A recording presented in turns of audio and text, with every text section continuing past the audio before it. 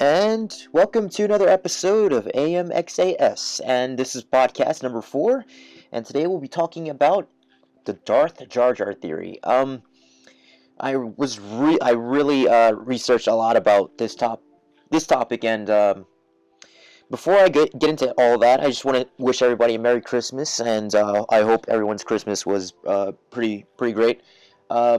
I didn't do anything. I didn't do any episodes or anything like that over the past couple of days because Christmas. So, but I waited until after Christmas because I knew nobody was gonna watch this, and no one's gonna watch this right now. I don't think a lot of people watch any of these things, like 14 or 13. But yeah, I just want to wish everybody Merry Christmas and Happy Holidays, and it's gonna be New Year's pretty soon. I gotta say, this year has been the best Christmas I've had because I actually did something, and what I did was, like I said, I went and watched all the episodes for Star Wars, a full movie marathon all day, and I've actually never done that. A full movie marathon, that's just crazy. But yeah, I highly suggest for everyone to do that because it's just so much fun. And like I said, with my friend I had, she never watched any of the Star Wars movies, so she got it all in one day, and she became a fan like that. And now she wants to go see Episode 7, so we're gonna go see Episode 7 on Monday, and that's when I'll be able to watch it again, and I'll probably have some more theories and ideas like that again. But as I said, this is not a Star Wars podcast. Like, right now, I'm in the Star Wars hype, but I'm not actually, this is not a Star Wars podcast. This is just movies in general. And, there are a lot of things that come around with the movies and stuff like that. So, right now, we're still on the Star Wars track. There's no other movies I'd rather talk about rather than Star Wars, so that's why I'm talking about it. And, what else am I going to talk about? Alvin and the Chipmunks? Come on. When the Marvel movie comes out, Deadpool and all these other movies, I'll definitely discuss them. Right now, this is just a movie podcast, and like I said, I said I was going to do music and movies and anything I find interesting, so this is what I find interesting, the Darth Jar Jar theory. It's the most, honestly, it's my favorite theory because it all makes sense to me, and it could have been really, really good. I gotta say, I did love the Christmas and everything. I came back. I didn't go back home like a whole day actually, but because I was at work, and then I went to this Christmas party. It was like a family fun party, and then that was around Christmas Eve, and then I just stayed at my buddy's house, and then we went. Then I went to work that following day, and then I came back, and I got these cool gifts. I got a Star Wars watch and a couple of T-shirts. I wonder how they knew. I love Star Wars so much. It's kind of weird. No, I'm just kidding. I loved it. I love all the gifts. Thank you. And I truly love all the gifts. And before I get into the Darth Jar Jar theory, I'd like to just take this moment to say, fuck you, Lisa. Fuck you, you stupid bitch. I'm not gonna do that for, a lot of things, but this girl, alright, she's a person on Facebook, and, she said that Star Wars Episode 7 it wasn't bad, but it wasn't great. Okay, and I was just like, whatever, it doesn't matter. But, I started thinking, okay, I gotta know what it is that other people don't see about this movie. Yeah, it's just their opinion, and I understand that. But it's just something that just took me that I just wanted to know what it was that, she didn't really see in the movie. I mean, if you compare it to all the other movies, and I'm not saying, compare it to all 6 movies, I'm saying compare it to one movie individually, because that's what a lot of people do.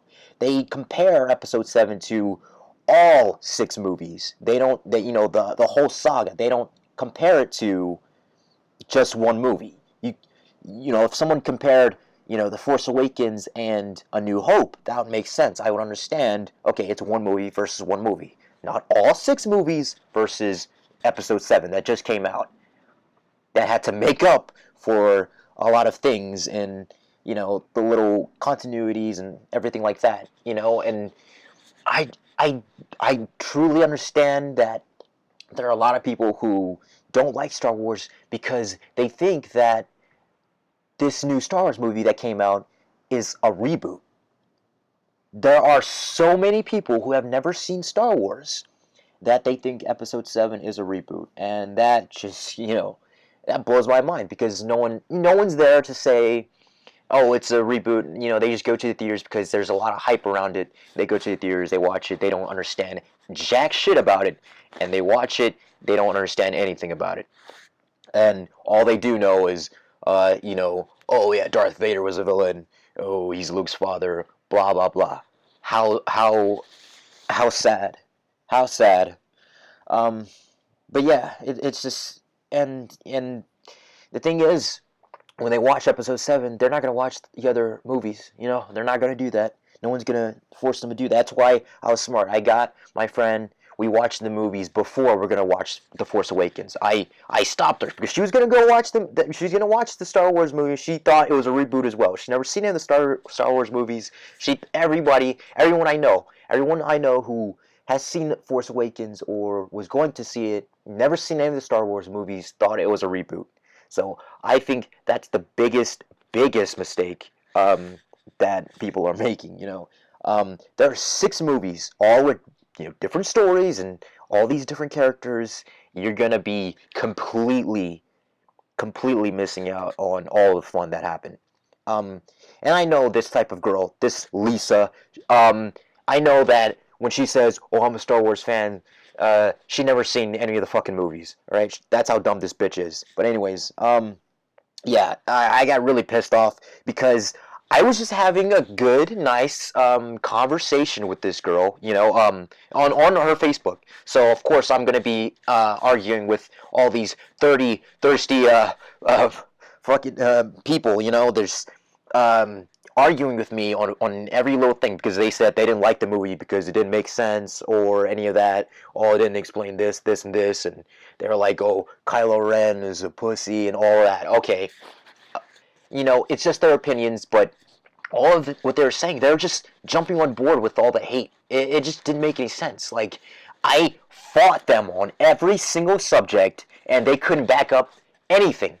And you know when you won an argument. This is when you're in an argument on Facebook or social media on anything.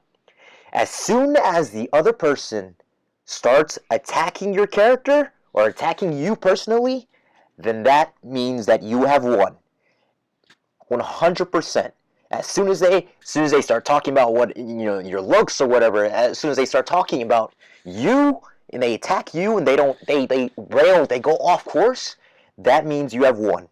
So, it was pretty damn quick. I've taken speech and debate class for years, and I've studied speech and debate, and I know how to win arguments or how to defend myself, even though I know the argument is lost. But here I definitely knew I won the conversation because this is after I called her out and all this other shit, she went in and said, oh, if you thought Episode 7 was better than all the other Star Wars movies, then you must pee sitting down. I didn't understand what the hell that meant, because she pees sitting down? Like, I didn't quite understand the logic and all of that shit. Okay, like, it made no sense. Fuck you, Lisa. And you know what? I'll tell everyone her name. Her name is Lisa Rose Zanelli. Go and message her and just say fuck you. Don't have to explain anything. Just say fuck you. Just if you're watching this, go message her, go say fuck you, and then block her. Who blocks somebody because they can't win in conversation? And the thing was, I wasn't even arguing with her. I was arguing with all these other guys, all these people like that didn't know jack shit about Star Wars, didn't know a damn thing about Star Wars. I I destroyed them, I slayed them, and they started attacking my character, which is great because I stayed on the course. I kept on going with Star Wars. That's all I want to talk about. Hell, I love having debates. I love having discussions. Hell, I had a 3 hour long debate with George, my friend. I'm gonna bring him in the next episode. But yeah, I had a 3 hour long debate with him at that Christmas party, and that's what made that Christmas party fun. He invited me over there. I went over there. It was pretty fun. I mean, there was the food and everything, but if I wasn't there, he would probably be bored, and as well as everyone else. I mean, that was fun, debating and stuff. And I just knew, okay, if we had that discussion and we put that on YouTube, that would be hilarious. Like, that would be fun, and everybody would be able to choose a side, and we get a better view, because all we had was like two people who have never seen Star Wars and didn't know anything, and that's not really we're trying to get that other person to help us out. But I would say, even though I like those conversations, like those debates, I love just discussing it. That's a fun thing.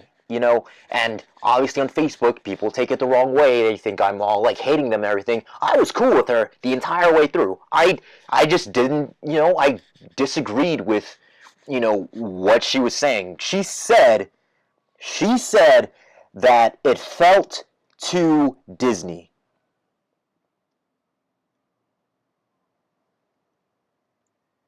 And she agreed with, and there's another girl who agreed with that. She said, it felt too Disney, blah, blah, blah. And it just pissed me off. I said, if you thought the acting in episode 7 was bad, then you have never seen the prequels. And this one ignorant ass bitch said, oh no, the Anakin, I watched the prequels, and Anakin was this boy dream sweetheart that all the girls liked and that made all the girls want to watch the movie. That's how stupid people are in the world.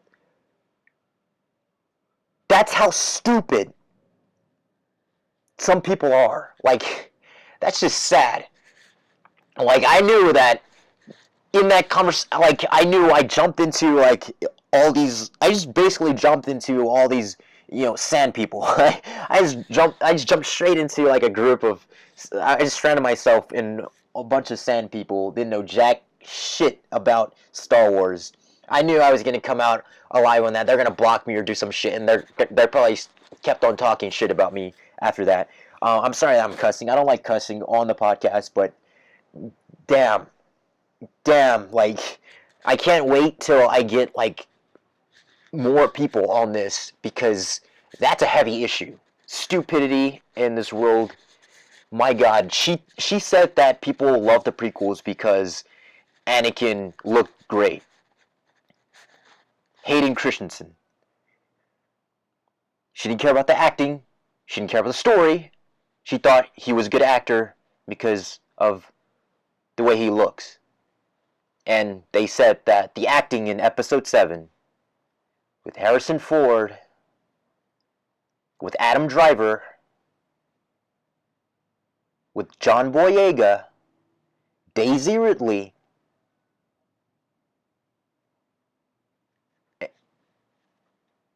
that cast was bad at acting. That's what those two bitches said. Okay, I don't know why that could be a whole podcast right there. But yeah, I'm done. Fuck you, Lisa. Fuck you. And she wanted to start a band. Oh yeah, this is how I know her from going to parties. I saw her at the rave, and Desert Rave, and that's how I know a lot of people. It's from going to parties and stuff. So that's how I know her. But I wasn't close or anything. I wasn't, I don't really know her at all. And now I know, okay, she's a dumb, ignorant bitch. Okay, so I'm just gonna go off on this bitch right now. Yeah, she wanted to start a band, and I actually try to help her because I do love helping out people who want to get into music and get into bands and stuff like that. And I do have a lot of people that are on, the back end, wanting to do music, but they don't have other people. So what I try to do is I try to group them together. She wanted to start a band, because she said on Facebook, and what I got this friend of mine, she wanted to do drumming, and she really, really started practicing, and she really wanted to get into drumming, and having somebody that is dedicated and wants to do something, in a band is perfect. It doesn't matter how bad they are or anything. If they want to do music, then they should be, allowed to do music. And I thought, okay, she's a girl singer. Why don't she, she's a girl drummer. There's another girl. There's a girl that, she wanted to do drumming. So I was like, all right, why don't you guys, talk it out and everything. And the girl that, wanted to drum, she came back to me and she said, yeah, Lisa didn't want to have me in there because she wasn't a professional. And I was like, okay, I went to talk to Lisa, and Lisa was like, yeah, I want everybody to be professional. I want a professional drummer. Stupid bitch. Stupid bitch. Yeah, okay, you want these, fucking drummers that, have been playing for fucking years, and you want them in your fucking band. That's the smartest fucking thing. No, the smartest fucking thing is when she said that it felt like fucking a Disney movie. It's fucking stupid. She's never seen Avengers or any fucking movie. Like, it felt too Disney. Get the fuck out of here, you stupid bitch. All right, now we're gonna and yeah, I got you in the Darth Jar Jar episode. Okay, the Jar Jar episode, the most annoying character in the goddamn in all of movie history, the most annoying character everyone hates. I got you in this episode. You stupid bitch. All right, fuck you, Lisa. Okay, now I'm gonna talk about the Darth Jar Jar theory. Okay, now if you're a big fan of the prequels, it's because I know I like watching the prequels. When I watched it again, all 6 movies, I actually really liked watching it again. Like, I don't know what it was. It's because I was watching it with somebody who's never seen the prequels. I didn't tell her, all right, these movies are, this here is bad, and this is, this is bad, and I didn't tell her any of that. I just watched the movie. It's all you have to do, and she actually enjoyed like wanting to know what happens, because she saw 4, 5, and 6 first. She knows how it all ended and everything, and then we watch the prequels. And that's the perfect way to go, because now she saw Anakin, and she thought, she was like, how does he turn evil and all this, and that was was really good. I was like, wow, it actually works. Like, everything that they made about the movie, it actually goes in this specific timeline. You want to know how Anakin became, this villain, and we watched it all the way through, and she loved it. She got to episode 3. Soon we ended at 12 midnight. That was spot on, and it was a Christmas miracle. Her DVD player, it didn't work. 5 hours, we were in episode 4. It froze 30 minutes in, and she went to go pick up a gift. She came back in. She said, should I open it? And I was like, I don't know. And she opened it. It was a DVD player. That was crazy. That was the best, Christmas moment I've ever had, where I go, whoa, the gods are on my side. They want us to watch this movie. It's just something. But yeah, so we watched the prequels. It wasn't, I knew where I rolled my eyes at, all the moments I do roll my eyes at, but, when you watch the movie all over again, I've been watching them for a very long time, I just get all this stuff. I actually fell asleep, episode 6, because the Ewoks and everything, like, I actually fell asleep, but then, when we got into episode 1, there was actually more action, and she thought, like, oh, episode 1 came before, and I told her, no, they made it after. So the visuals aren't great, but they're better than the CGI, there was CGI in it and everything like that. So yeah, that was something cool. Um, and if you're not a big fan of the prequels, um, obviously I know what you guys hate. Don't you don't have to say anything. Or I know how white people hate the prequels and everything. Hell, I even had to use all of those arguments against that one bitch who said she loved the prequels because of Hayden Christensen's acting. Dumb, stupid bitch. If I see them, oh my god, I'm gonna go off on them. I don't give a fuck. Um, but if you don't like the prequels and you don't agree with the Darth Jar Jar theory, then what is there to lose? There's nothing to lose. Like, you already hate the movies. So if you just listen and you think about it for a while, you might have a different point of view of the prequels. I think. Um, because if you think the movies are bad, then they're already bad. Like, so if you listen to this, you might think, okay, this makes me want to watch it. This makes me want to go, okay, this would have been good. All right, it's just a theory. It's not, of course, it's not real, but I did put a lot of work into it, and I did think about it a lot, and it does make sense, and it does fit in. And I did watch all of the YouTube videos, even some cases where they debunk it and say, "Oh, this is wrong," and the theory doesn't work. Yeah, I watch all of that, and a lot of it's a theory, so it's never going to be proven wrong. It's never going to be proven right, unless George Lucas blatantly says, "Yeah, that's what happened," but he doesn't really care. Um, but you can't hate these movies. You can't hate the prequels anymore. Um, so let's just see how this movie would have been a success.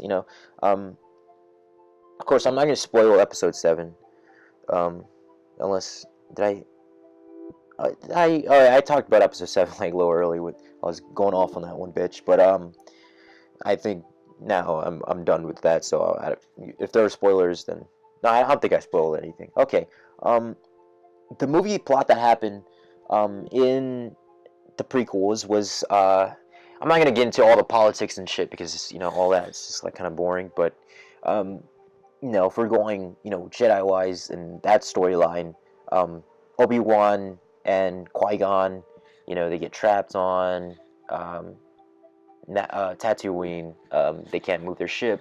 Qui-Gon goes and finds well, before all that, they find Jar Jar Binks, and Jar Jar helps them out and everything, and Naboo.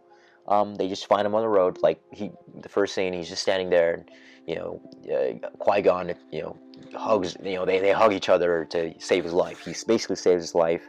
So now Jar Jar is forever in his debt.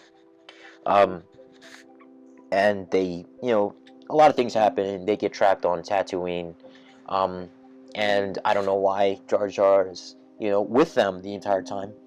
But, they take him with them. They don't take Obi-Wan. Obi-Wan's just in the ship.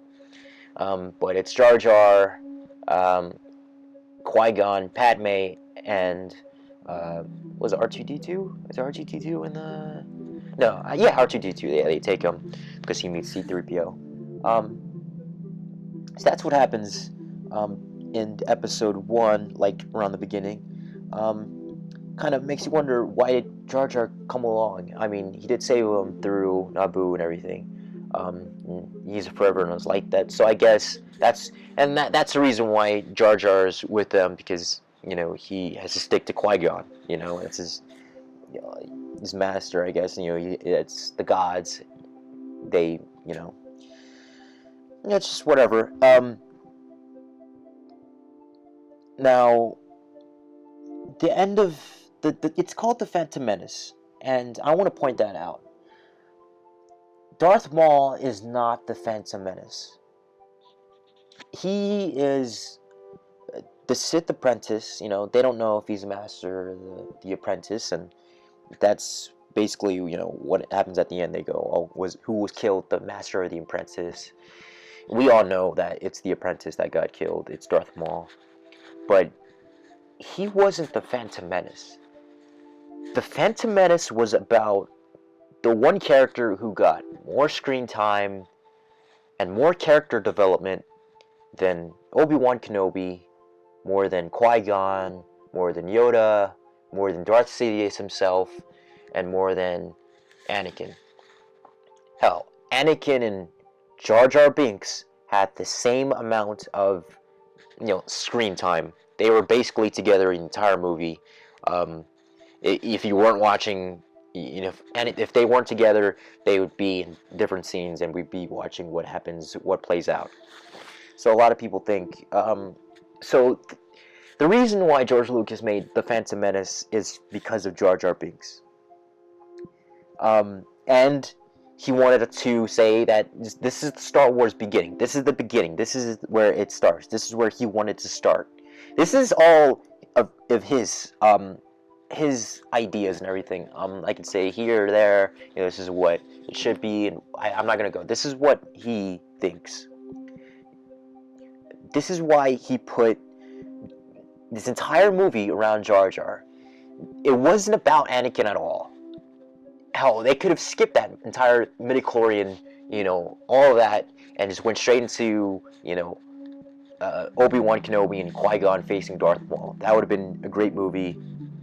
But he wanted to make the origin story and the origins of how C-3PO and R2-D2 met, and he basically wanted to have Padme and Anakin meet, and Anakin and Obi-Wan meet.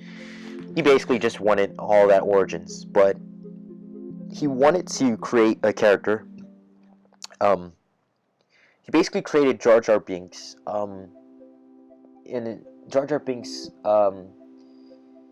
is very similar to George Lucas's own son. I'm not saying similar. I mean saying he basically made Jar Jar Binks an ideal of his son. So I'm not sure if Jar Jar Binks is supposed to be like evil and everything, but he did want to make Jar Jar Binks very important, and I truly believe Jar Jar Binks wasn't going to bring balance to the Force, be the good guy throughout the entire thing. He was going to be somebody who lurks around, has this stupid character, be goofy, and then he was going to have Jar Jar Binks reveal himself at the end of Episode 2.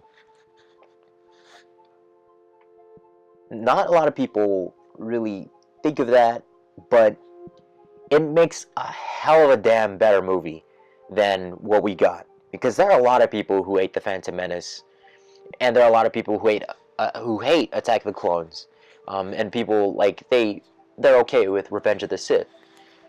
But I'm saying, if we got that Jar Jar Binks twist in the end of Episode 2, it would have made up for the whole damn prequel trilogy.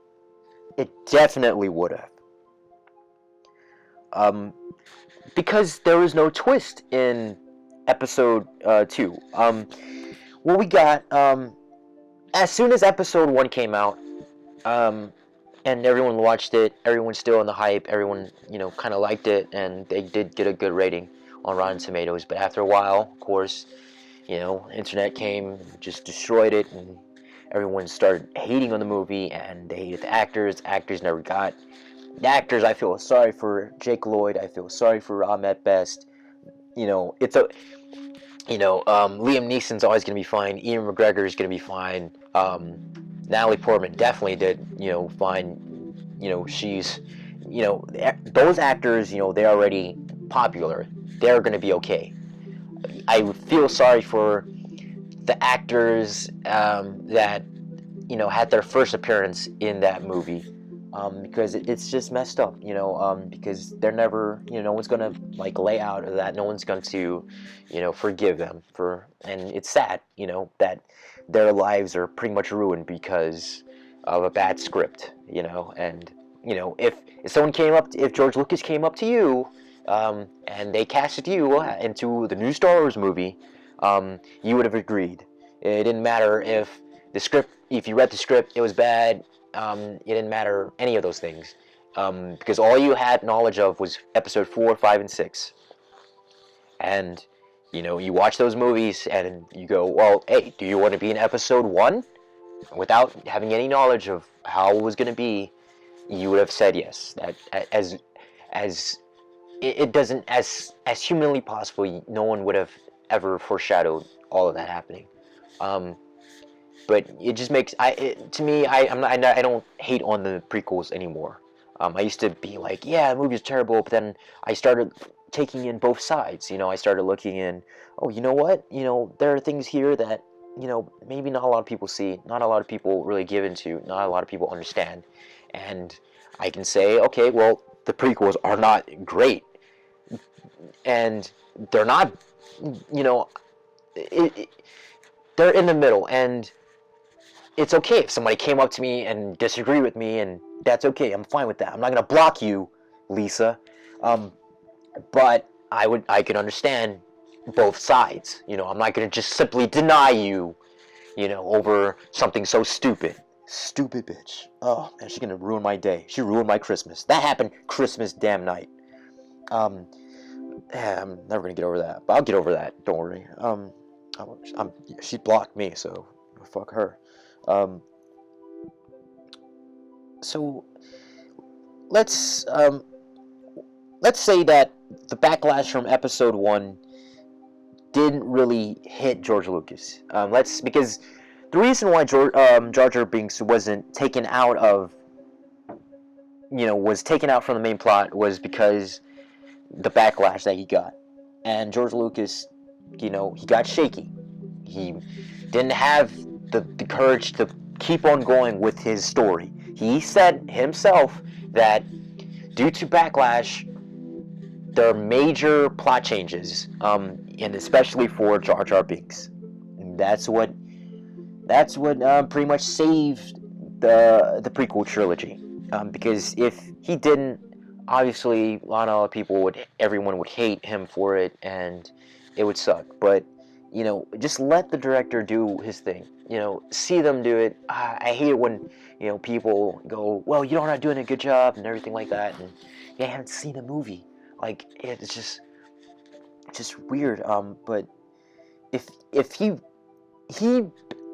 did the same thing with episode 4. With episode 4, he actually did the opposite. He gave the movie to a bunch of other people, like his close friends and everything. And they basically said it was a bad movie. Episode 4, The New Hope, they said it was horrible. He was never going to get anywhere in the movies, and hell, like there are so many stories about that, like it being turned down and being so hated, and it's just so weird because he went in, he kept on going with it, and he said, screw you guys, I'm going to release this movie, and now look at him, episode 4 everyone loves. Hell, there's so many people that now love the movie and now love episode 4. And look at the people who were talking hella shit. Look at them now, like they just eating their words. But he didn't do that with episode 1. I'm sure everyone was like, it's a Star Wars movie. Everyone's been waiting for this for a long time. It's going to be wonderful. Because George Lucas is going to be directing again, ever since A New Hope. Because he didn't direct episode 5, he didn't direct episode 6. He only directed episode 4, and he went in with that. He set the tone and everything. So when George Lucas said he was going to direct episode 1, 2, and 3, everyone got all hyped up. And, it just fell flat. But when episode 1 came out, after everyone hated it, he just decided, change the plot. Change Jar Jar Binks' entire plot. So what we got was Count Dooku. Obviously, you don't see Count Dooku in episode 1, The Phantom Menace. Think about The Phantom Menace. Think about the words. It's somebody that's, it's a menace, an evil thing, lurking, because it's, a phantom. It's, supposed to be like this ghost type figure. It's just lurking behind something. It's a shield. It's cover up. and they're kind of, plotting and menacing and doing all these, evil things. That's what the Phantom Menace stands for. So in episode 2, uh, Jar Jar gets a few lines. He meets Anakin, Obi-Wan in the elevator, shakes their hand, and that's basically it. Maybe, and there are a lot of things where people go, well, episode 2 and episode 3, there are a lot of things that Jar Jar still does, but, it's never revealed even then. Well, maybe George Lucas, still had that idea he was trying to work with. So that's why we got, a whole bunch of things from episode 1 where we can look at and go, yeah, that's where he was being evil at. And then you got episode 2, where George Lucas, he already changed the plot. He basically just, completely dismissed that entire thing. Now he has to make up for all that lost time, because he spent a lot of time on this one character. Why did he spend so much time on this one character? To have them in the next 2 movies having less than 10 lines.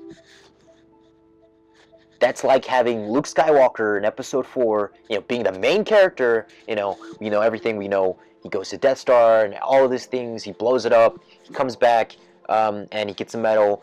Okay, that's great. And then episode 5, he gets 2 lines. Luke Skywalker only gets 2 lines. And then there's a different character, takes his spot, and we never see. And he just makes a cameo appearance in Return of the Jedi because everyone hated Luke Skywalker in episode 4. That's basically what happened with Jar Jar Binks. Just letting you guys know that. That's what happened to Jar Jar Binks. He's the main character of the prequels. I mean, it's Anakin. Anakin is of course, the main hero, in whether he's a hero or not, villain, whatever. He's the main course. But the other side is Jar Jar Binks. He's the other side of the coin. But yeah, the Phantom Menace. You think about it. Count Dooku was never in the Phantom Menace. He was made on the spot because of the backlash of Jar Jar Binks. Because we didn't know anything about Count Dooku. Count Dooku was just made and basically didn't do anything. So what could have happened in episode 2? Because remember, George Lucas tried to show 2 stories going on at the same time. One of them being Anakin, of course, turning from his good side to an evil side. The other one was supposed to show Palpatine rising to power as well, transferring its power as well, and Jar Jar Binks, obviously, he was supposed to reveal himself. Those were actually three storylines that were happening, and we didn't really know anything about Obi-Wan, we didn't know anything about Qui-Gon, we didn't know anything about these characters. Those were the 3, and there's supposed to be a reveal in episode 2. That's as simple as that. Because if you look at the ring theory, it's not a theory because it's true. George Lucas made episode 4, 5, and 6 match 1, 2, and 3. He basically, had this entire all the movies go frame by frame, pretty much the exact same movie. You're watching the same exact movie. They are mirrored, It's a complete mirror. All of the actors, all of the things, they were mirrored. Except because of the plot change, there's just one character that we didn't really get to see. And that was Jar Jar Binks. Because in Yoda, when Yoda, okay, he's the other side to Yoda is Jar Jar Binks. Green and Red, they don't really meet each other. I don't think we ever see them together. And I'm talking all about Phantom Menace because as soon as we jump to Attack of the Clones, the plot has already changed. So I can take little things from Attack of the Clones, but the plot has already changed by that time. So I'm looking into the Phantom Menace. In A New Hope as well, Yoda. No, I'm sorry, not in A New Hope.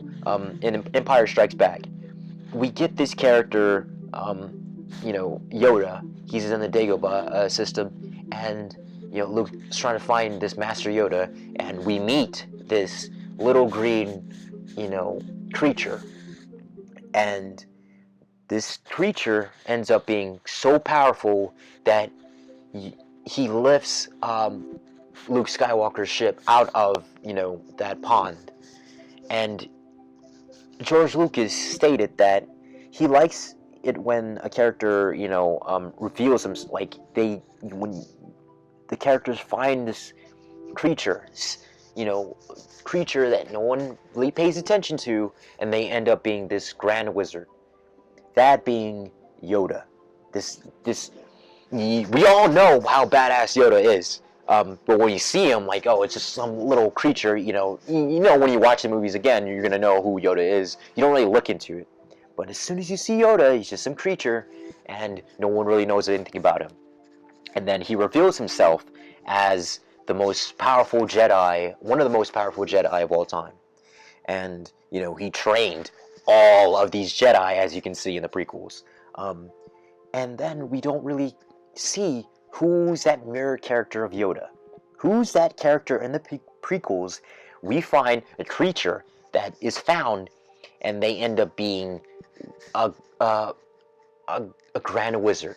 Now, with the prequels and the originals, they are a mirror of themselves, but they're sort of opposites. It's a yin and yang.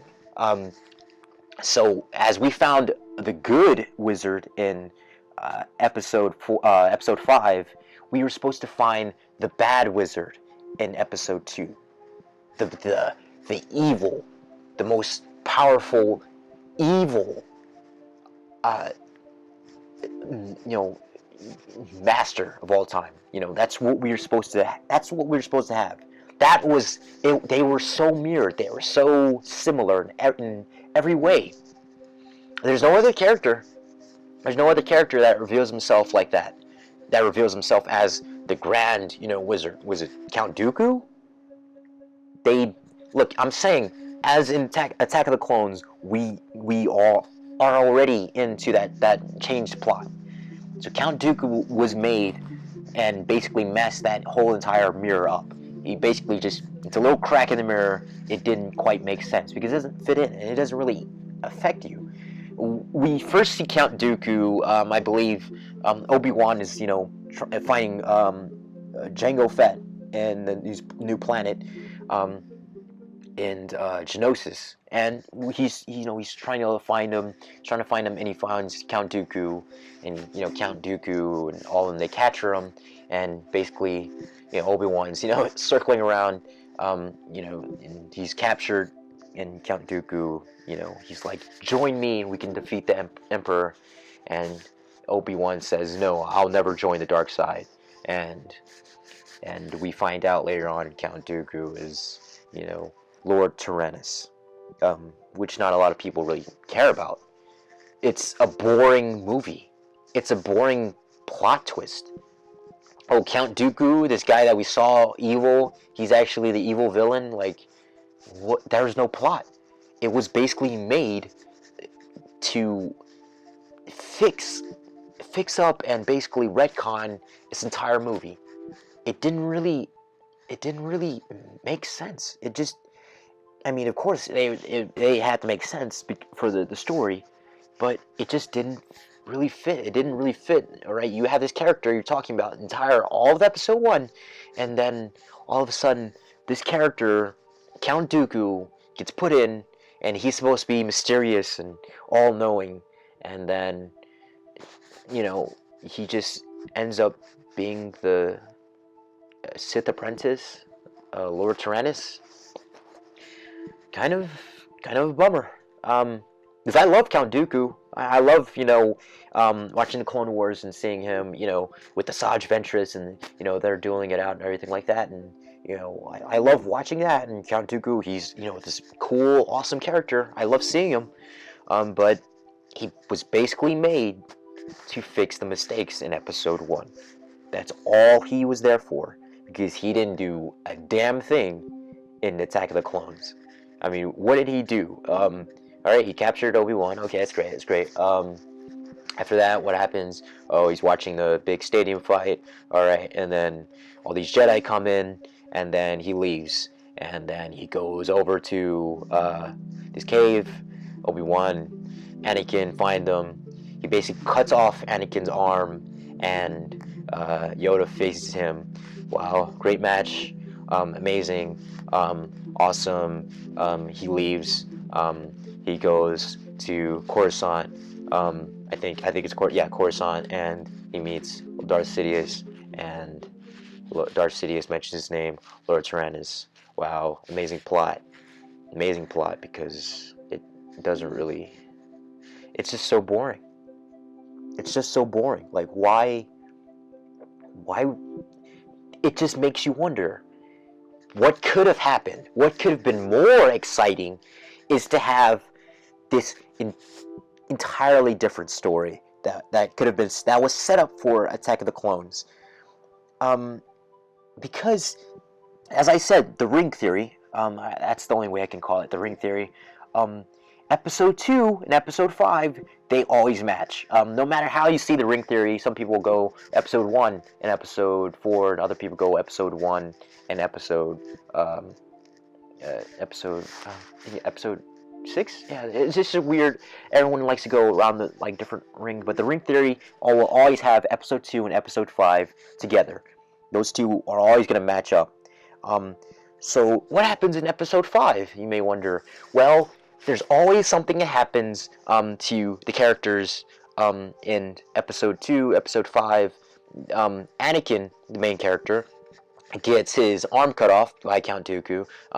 In Episode 5, yeah, because that happened in Episode 2. Episode 5, Luke Skywalker gets his hand cut off, and that's what happens to him. So I wonder what happens in Episode 8 with the main characters. But what happens when Episode 2, there's supposed to be a twist? Because I remember in Episode 5, there was a pretty big damn twist. I mean, this twist was one of the best, was in a Watch Mojo video, and it was, top 10, movie plot twist of all time. I think it got number 1 because it is the most powerful plot twist. Even if you knew what the plot twist was, every time you watch it, it just makes you go, whoa, that's the most powerful line in movie history. And a lot of people say it wrong. It's not Luke, I am your father. It's, no, I am your father. And that is the most, that's just the biggest twist in Star Wars. That makes the movies, go. It makes them go, it makes the whole saga feel complete, regardless if Episode 6 comes out and completely kills it. Episode 5, it's in the middle of everything, and it just, that's why a lot of people love Episode 5. It had so much. It didn't have a Death Star, plot to it. It just had this amazing story where Darth Vader's trying to capture this one kid that blew up the Death Star. And, everyone's going, oh, why is he so angry with Luke Skywalker? I don't think he only saw him in a little glimpse when he defeated Obi-Wan and he basically saw Luke Skywalker. But it just you understand the entire prequels. You understand all of these things because Episode 5, that biggest twist. So how do you match a twist like that in this whole ring theory? This whole ring theory really does help out that Jar Jar Binks theory as much. Because in Episode 2, we didn't get that big of a twist. It is so weak. It is the worst twist ever that no one knows what that twist was. Oh, Count Dooku's the Sith. Oh, hell, I don't think a lot of people really knew that was the entire plot. I think everyone already knew that Count Dooku was the bad guy. He has a red, lightsaber or whatever, and he's talking about the dark side. They already have him, in the corner as the bad guy. There was a 2% chance, people knew what his name was, Lord Tyrannus. There was no twist pretty much in episode 2.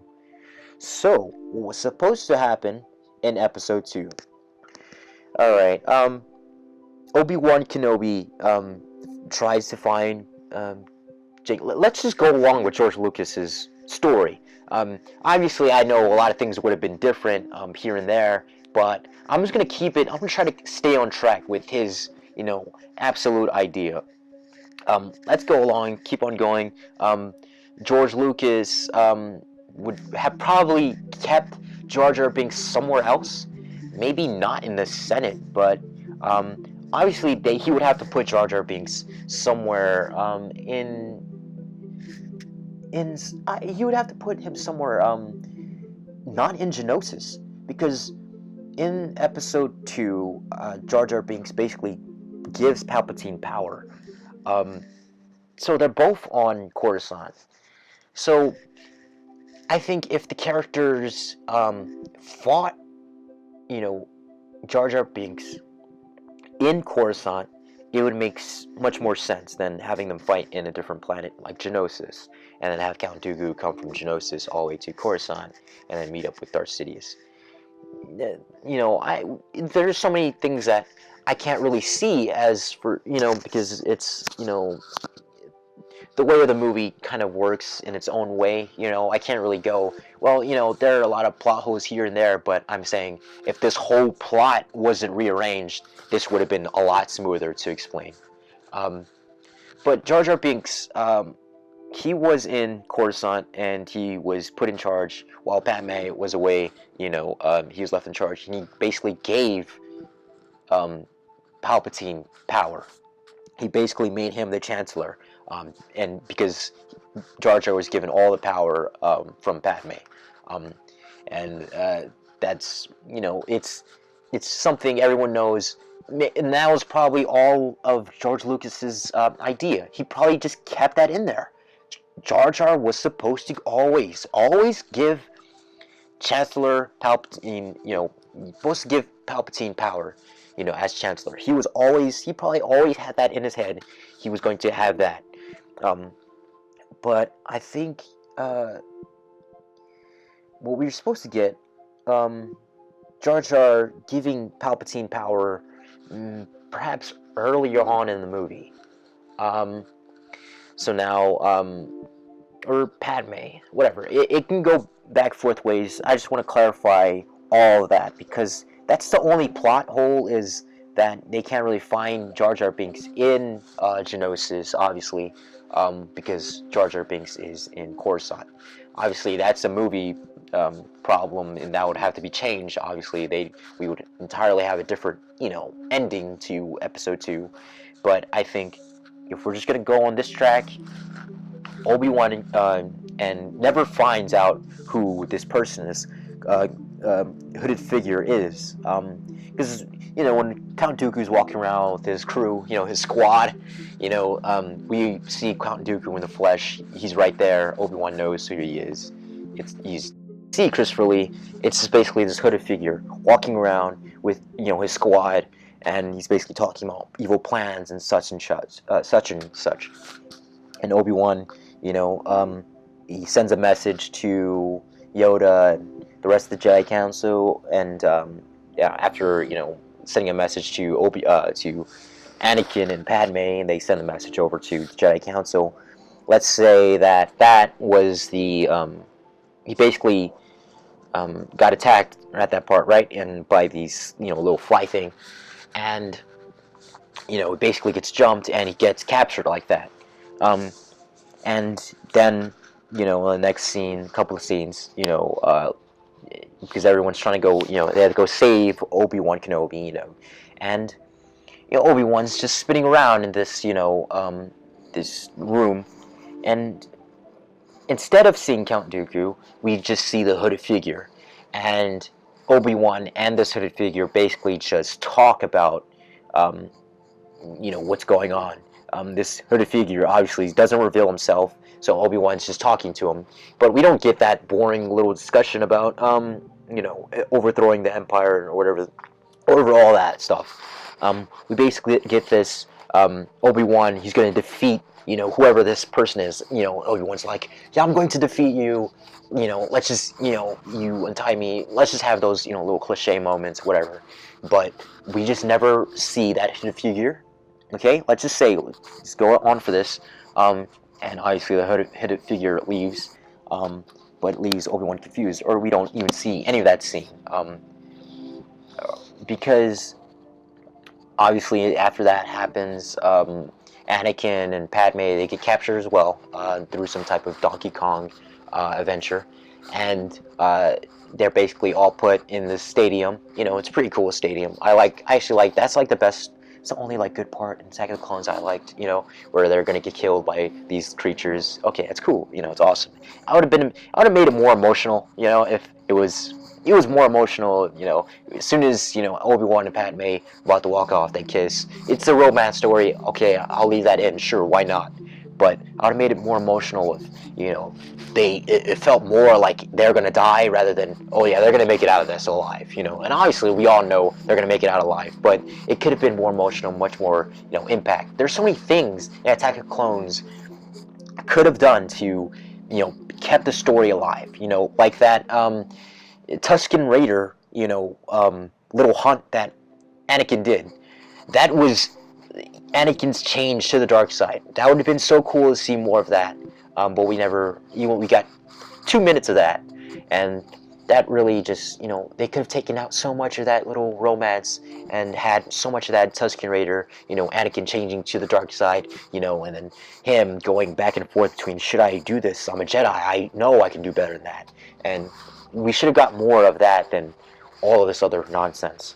But we're at the stadium scene, and all these bugs flying around and all this stuff. I don't know how they know there's going to be execution that day. Kind of weird, kind of a coincidence. Oh, and they have like 3 pillars exactly for Obi-Wan, Anakin, and Padme.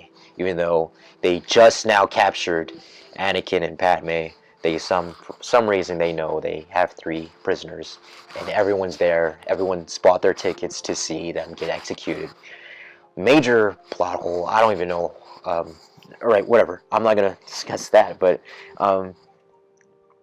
in that little balcony seat, with all the separatists and whatnot, they're all on that balcony. We still don't see who that hooded figure is. All right. So it's not Count Dooku. Obviously, I've stated that. We just see this hooded figure, and basically they're the Sith and everything, but we don't see any of that. So Obi-Wan, Anakin, Padme, they escape it, and then the Jedi come. Mace Windu comes from behind, and he basically has a fight.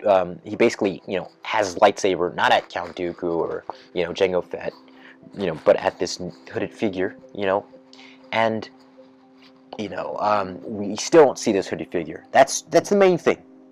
Keep it a big reveal, because this hidden figure is the new Sith. It's the new. We know as soon as this person is the bad guy. They are in control of all of these things. So we'd never get to see this hidden figure, whoever this person is. So a lot of things happen, and the Jedi fight all of these robots and the droids and whatnot. And Mace Windu kills Jango Fett. And okay, it's great. Right around the time of Yoda, I believe, that's in the movie. Count Dooku escapes and gets away, and so what would happen in this good movie is this hooded figure goes and escapes. Because he knows there's so many Jedi, he can't take all of them down. He leaves, he escapes. So Anakin and Padme and Obi-Wan, they all go on the ship and they go and chase him down. That's where we get this big Attack of the Clones, big war that's going on. And, I watched it again, and I realized, wow, this scene actually was longer than I thought. Because, I always thought, okay, Attack of Clones, the clones come out for like good 2 minutes. I watched it again. It's a long time. I watched it. It was pretty long, and there was a whole bunch of things that was happening. A whole bunch of droids facing all these, the clone army, and there was no emotional attachment to anybody, the droids or the Clone Wars. I mean the clones. there's no emotional attachment, so you don't really feel anything out of that entire scene. So that's why it kind of feels like it was boring, because there's a whole bunch of things getting blown up, and there's this big war that's going on in so many places, and there's no emotional attachment. All you care about is Obi-Wan Kenobi, uh, uh, Anakin, and Padme, and they're on the ship, and Padme, she drops out of the ship, and now it's Obi-Wan, Anakin, and now Obi-Wan's trying to talk some sense into Anakin and say, you will be, kicked out of the Jedi Council, because Obi-Wan knows, how Anakin feels about, Padme. He's been with him for a long time, 10 years. He knows, who he's got a crush on. So, Obi-Wan understands that. Obi-Wan, he can't really, he's sort of like that chill, family member that's cool with everything, but the rest of your family, they knew they would disown you as soon as they found out. But he's that cool, like brother that would be okay with everything, just don't do it. That's Obi-Wan's character. He's a cool dude. I would definitely love to spend some time with Obi-Wan Kenobi. He's an awesome guy. But he says, snap out of it, get your head in the game. We got to defeat this guy. So they go, they find him in this, because he goes inside this cave with a couple of other clone troopers and whatnot. And Obi-Wan and Anakin, they follow him. And what we got in the movie was Obi-Wan going, Anakin, you go on the left and I'll take him right. But Anakin just goes straight in it, when that's just how that's like multiplayer games, where you have this whole plan that you're gonna have out, and then Anakin just goes straight in. That's a little bit of the dark side kind of caving in, saying this is kind of disrespectful to his master. He's being disrespectful to his master and everything. So I understand that. So instead of seeing Count Dooku just being there, standing there, having this nice little discussion, because he's pretty boring in the movie, we have this hooded figure standing there instead in his place, and we have Obi-Wan Kenobi and Anakin Skywalker walk in, and they say, we've got you surrounded, something like that, and they say, you got to reveal yourself. So now there's a lot of things we could play around with this. Instead of seeing this hooded figure, we could have seen Jar Jar. Jar Jar would have been just standing there, and Anakin probably goes in and goes, Jar Jar, what are you doing here? What are you doing? And Obi-Wan going the same thing, like, Jar Jar, you shouldn't be here. Gives him they're basically looking around for the Sith, because no one cares. No one really cares about Jar Jar. Jar Jar's there, and they're like, okay, what are you doing here? This is not safe. And Jar Jar's giving his measly little talk. Misa, Misa follow you. Misa, your humble servant. And we get this little thing, and they're just like trying to ignore him. And then the best twist in the movie is when Jar Jar Binks starts suddenly speaking normal. He basically changes his tone, gets rid of all that clumsy, goofy, Misa this, and maybe a darker, and in Count Dooku's voice, or something much more menacing, where he goes, I am the Sith Lord. I'm the Sith apprentice, or I am the new Sith, however way that works. I am Lord Tyrannus. That would make, that would be Jar Jar's other name, because that was Count Dooku's other name. That would be Jar Jar's new name, Lord Tyrannus. I am Lord Tyrannus, or Misa is Lord Tyrannus, and we would have gotten this huge, big, what the fuck from everybody, because the audience would have been, holy fucking shit, like, what the fuck? Because I mean, we get it now. This whole Darth Jar Jar theory, we see a lot. I mean, people know now what the Darth Jar Jar theory is. I don't have to explain this entire theory. because it makes sense here and there, and it's a big what the fuck to everybody. But you know, people now, if they are going what the fuck to it right now, and we never got to see any of that, think about what would have happened if that actually came to be. If Jar Jar revealed himself at the end of episode 2, my God, it would have been crazy.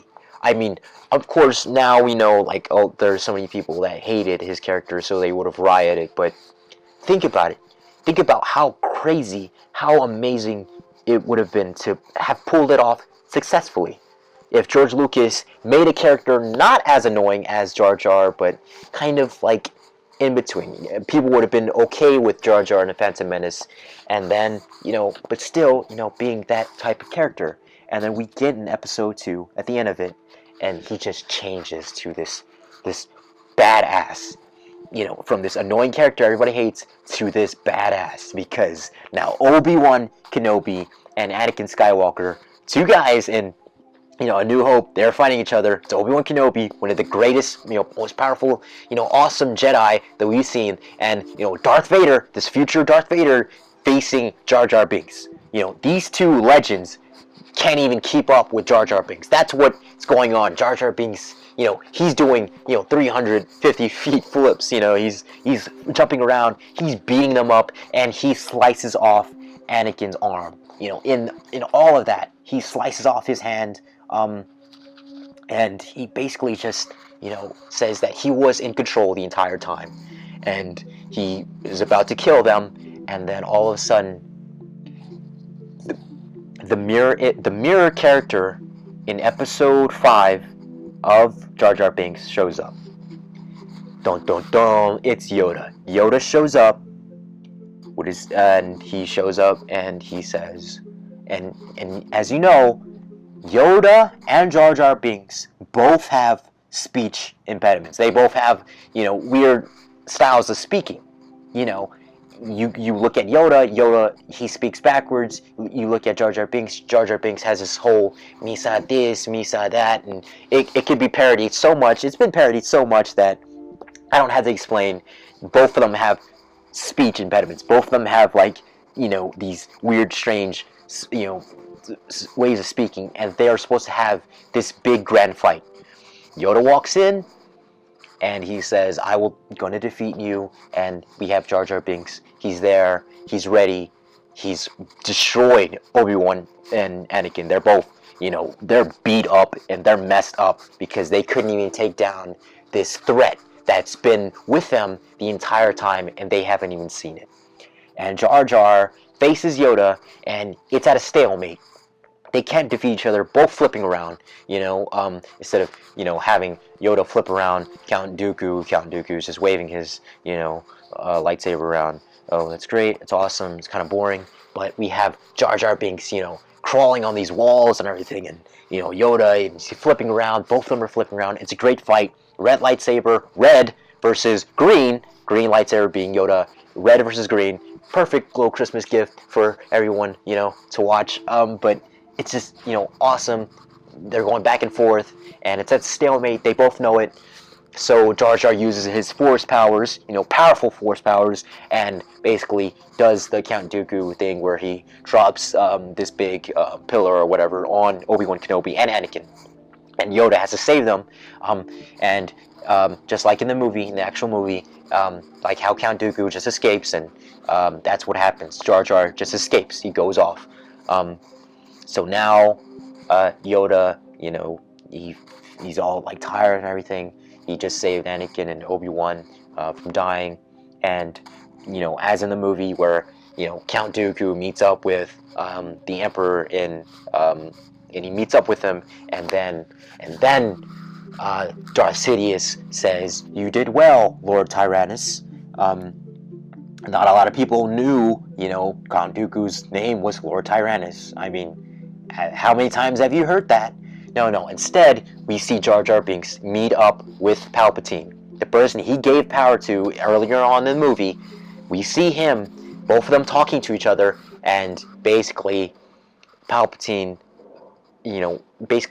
just says, "You did well, my young apprentice, Lord Tyrannus. Or we could have gone a different route where, Jar Jar is actually in control of Darth Sidious. It could be played at two different ways. Because if there's always a rule of two, and what I've always thought is maybe Darth Maul wasn't exactly the apprentice. Maybe he was sort of in training, because I don't really believe that Darth Maul was really the apprentice. I think that in Phantom Menace, Jar Jar and Darth Sidious were the two. I don't know who was the Lord and who was the apprentice, but both of them were Sith. And as you can see in the funeral of Qui-Gon, as soon as Mace Windu says, "But who was killed?" Because Yoda says, "There's always two, no more, no less. Always two, no more, no less." And then Mace Windu says, "But who was killed? The master or the apprentice?" And then we get and then the next scene, the very next scene, you see Palpatine, and right next to Palpatine is Jar Jar Binks. There's a whole bunch of dogs barking outside.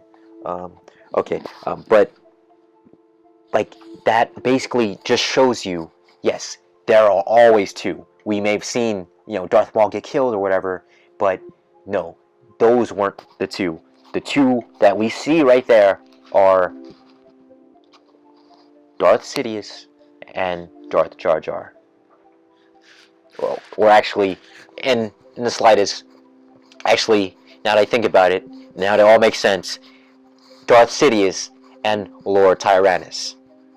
So, it's actually Jar Jar Binks was in control the entire time. He is in control of Palpatine.